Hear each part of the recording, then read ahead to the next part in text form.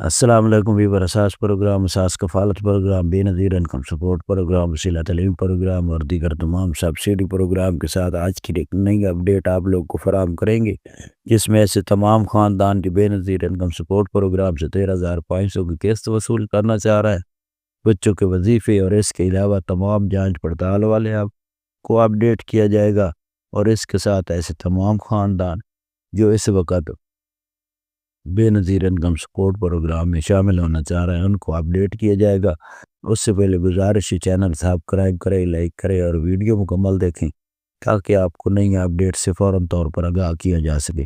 تو سب سے پہلے اپڈیٹ کرنے جو بے نظیر انکم سپورٹ پروگرام میں شامل ہونا چاہ رہے ہیں تو اپنا مکمل ڈائنامک سروے کرائیں، اور اس کے ساتھ اپنے بچوں کے بے فارم اور خواتین کے شناختی کارڈ اور شوہر کے شناختی کارڈ ایک ساتھ لے کر بے نظیر انکم سپورٹ پروگرام کے دفتر میں اپنا اندراج کرائیں،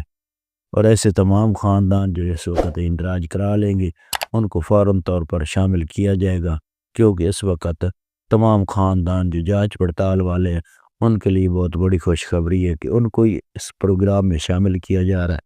اور اس کے ساتھ ایسے نئے خاندان بھی شامل کیے جائیں گے۔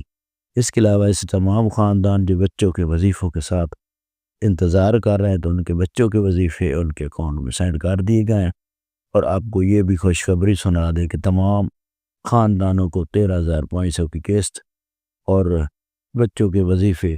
اہل گرانوں کو فراہم کیے جائیں گے، اور اس کے ساتھ ایسے تمام خاندان جو جانچ پڑتال میں ان کو 13,500 کی قسط فراہم کی جائے گی، اور جنہوں نے جنوری تو مارچ تک کو قسط وصول کر لی ہے ان کو یہ قسط فراہم نہیں کی جائے گی۔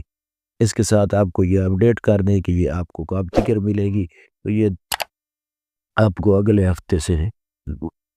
جو ہے قسط جاری کر دی جائے گی، اور اس میں آپ لوگوں کو کیمپ کے ذریعے قسطیں جاری کی جائے گی، کیونکہ اس سے پہلے یہ اپڈیٹ آ رہی تھی کہ آپ کو یہ قسط